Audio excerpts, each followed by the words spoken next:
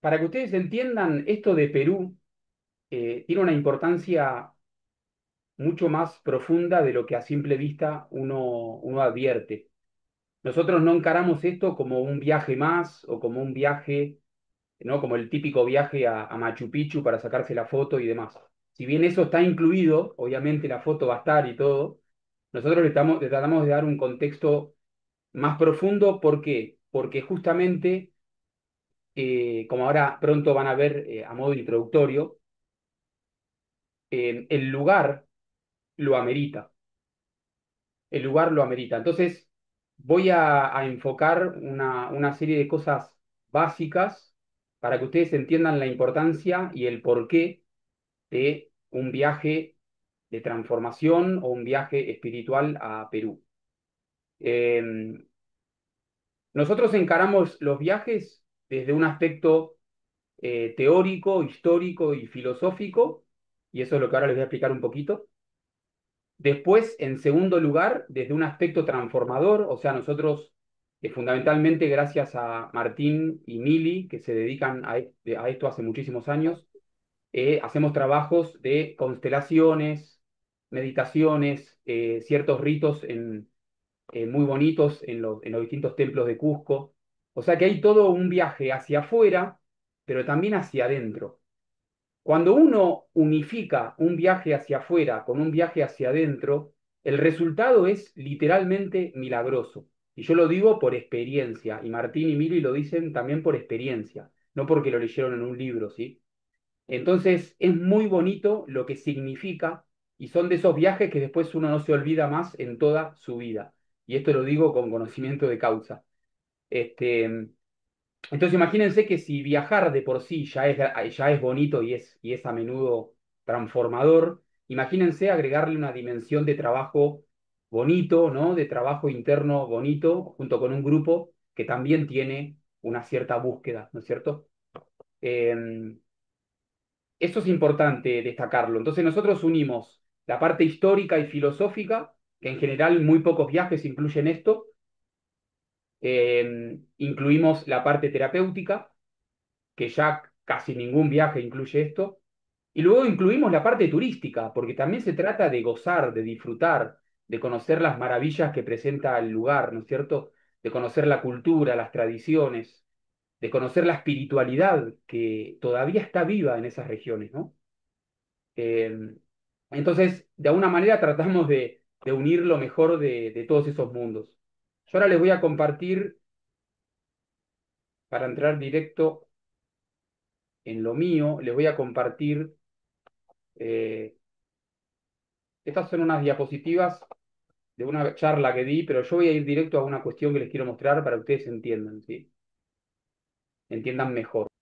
Para que ustedes dimensionen brevemente esto en el viaje, nosotros lo expandimos muchísimo.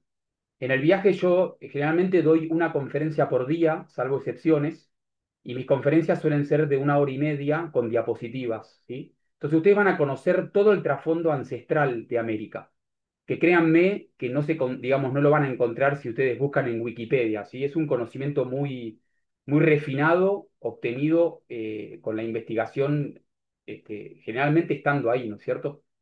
Entonces, nosotros terminamos descubriendo, que es algo que mucha gente ha descubierto por sus propios caminos, que todas las tradiciones espirituales del mundo, todas las religiones, todas las escuelas mistéricas, todas las escuelas esotéricas, todos los caminos espirituales del mundo, todo proviene de una sola fuente.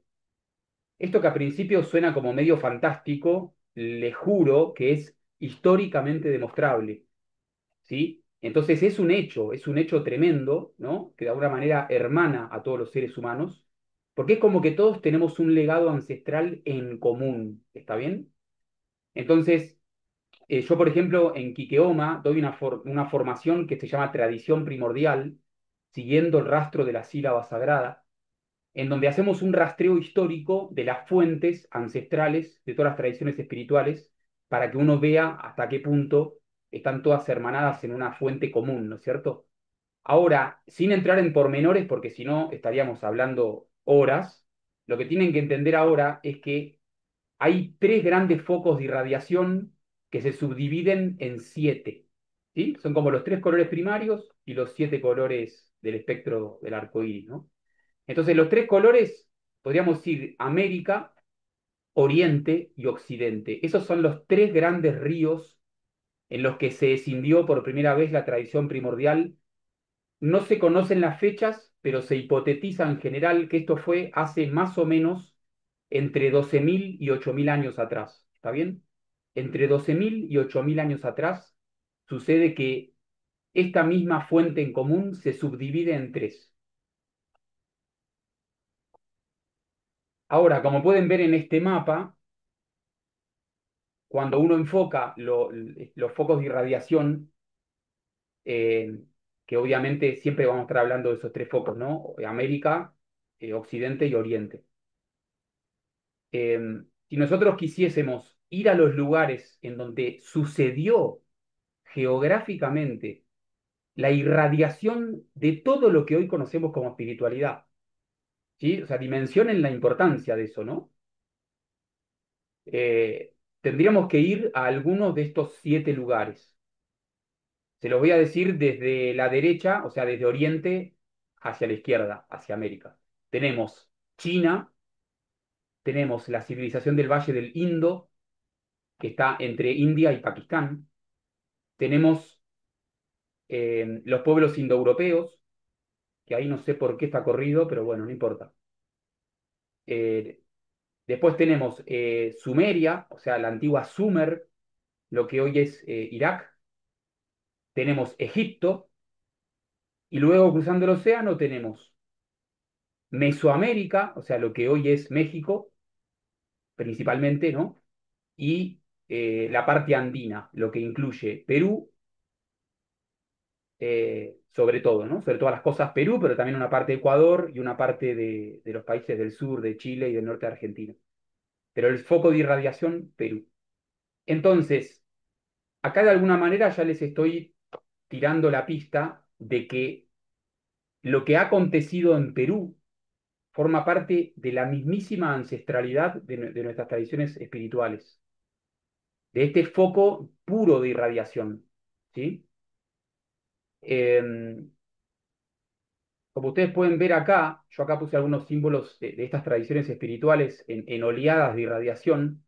Las que están más arriba, fíjense, ¿no? Incluso el parecido casi literal que tienen, ¿no? Bueno, ahí arriba a la izquierda tienen la chacana, que es de la tradición espiritual andina, ¿no es cierto? Vamos a tener oportunidad de hablar mucho de la chacana, porque era un instrumento de conocimiento y de transformación sumamente poderoso, ¿no? Eh, en estos símbolos siempre la idea madre es la misma, que es la unidad implícita y profunda de los dos grandes principios cósmicos, que son lo espiritual y lo natural, el Dios eterno y la diosa infinita en sus creaciones, lo que podríamos decir espíritu y cuerpo, ¿no? En un concepto humano. La unidad intrínseca expresado en una dualidad explícita. Eh, Esa es la idea madre. Entonces, eh, yendo específicamente a América, si nosotros quisiésemos ser un poquito más, perdón, voy a volver acá. Si nosotros quisiésemos ser un poquito más explícitos o más específicos, perdón, cuando nosotros rastreamos la ancestralidad de América, estoy haciendo lío, estoy haciendo lío, porque quiero dejar de compartir la pantalla. Bueno, vamos a dejarlo ahí, después cuando termino la saco. Si nosotros queremos ser un poco más explícitos, eh, cuando nosotros enfocamos la ancestralidad de América, vamos a dar con un personaje que es a la vez literal y es a la vez alegórico y simbólico. Ese personaje se llama Viracocha, o en algunos dialectos, Huiracocha, ¿sí? Es el mismo que en México se conoce como Quetzalcóatl, la serpiente emplumada, pero bueno, ese es un tema que después van a entender más adelante. Viracocha se lo describe como el fundador, el iniciador de toda la civilización andina, de la arquitectura, de la astrología, eh, de la agricultura, de los conocimientos espirituales, de las creencias, de la religión, de todo lo que nosotros hoy conocemos como civilización, ¿no es cierto?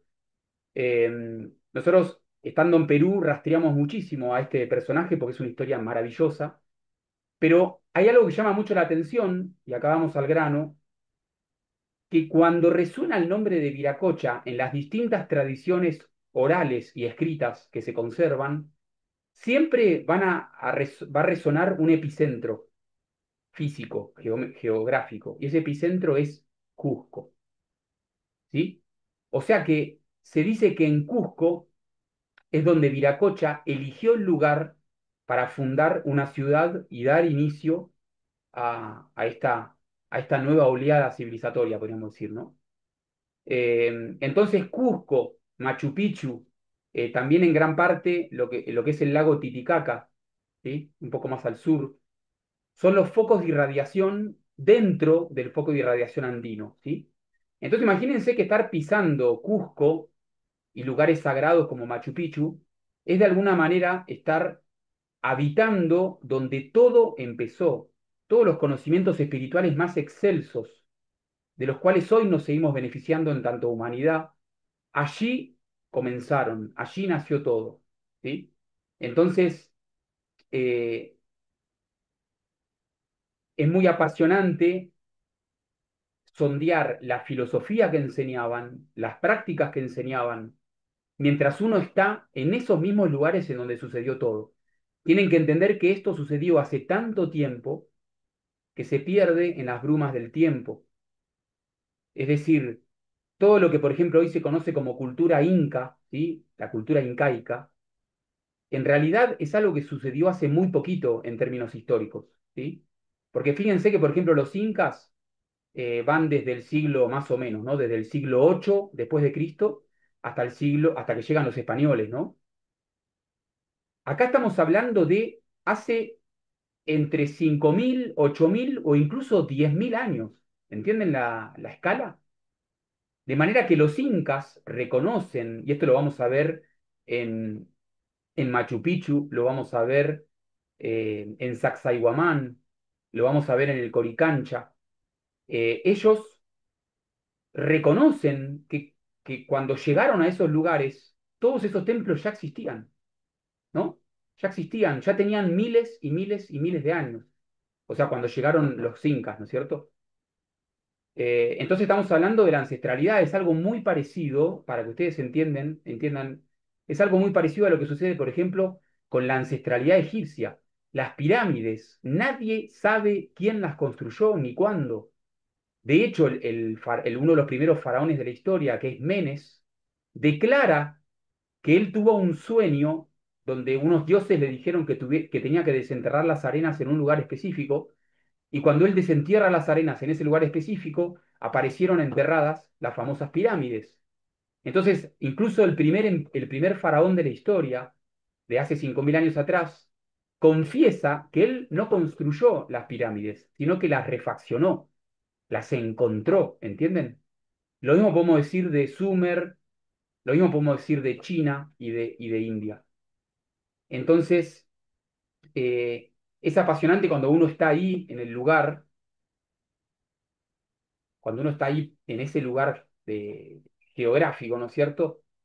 Y, y todo lo que vamos viendo acerca de la ancestralidad, uno lo ve con sus propios ojos, ¿no? Pues, díganme, Martín, Billy, si no es impresionante cuando vos ves, por ejemplo, en el centro histórico de Cusco, ustedes van a ver una franja arquitectónica que no se sabe quién la construyó y que se hipotetiza que tiene por lo menos 8.000 años de antigüedad, ¿sí?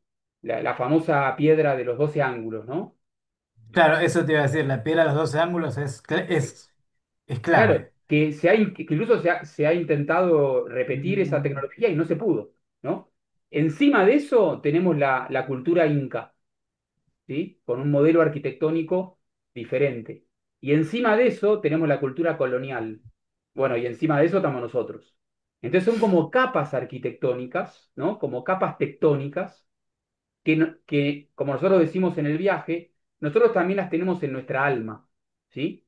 De manera que, por ejemplo, yo soy argentino, soy americano, nací en América, pero si voy escarbando hacia abajo, en algún momento voy a ir también como tocando estas capas que tienen como un anverso espiritual. De manera que en mi propia alma, aunque yo me haya desconectado de eso, en mi propia alma y en el alma de todos ustedes, habita la tradición primordial, la espiritualidad madre de todas las tradiciones espirituales, que no es un dogma, ¿entienden? No es un dogma más, es el misterio percibido por el espíritu humano, o sea, la realidad, ¿no? La realidad espiritual y el potencial humano universal. Porque no importa si sos árabe o si sos chino o si sos sudamericano, vos tenés la misma potencialidad que cualquier ser humano. Entonces, los antiguos sondeaban estas verdades, ¿no? Entonces, bueno, nosotros al viajar a Perú vamos directo a Viracocha, ¿sí? Vamos directo a Viracocha y hacemos todo el rastreo histórico para que ustedes pasen por esos lugares, por esos templos, con una significación interior importante, ¿no?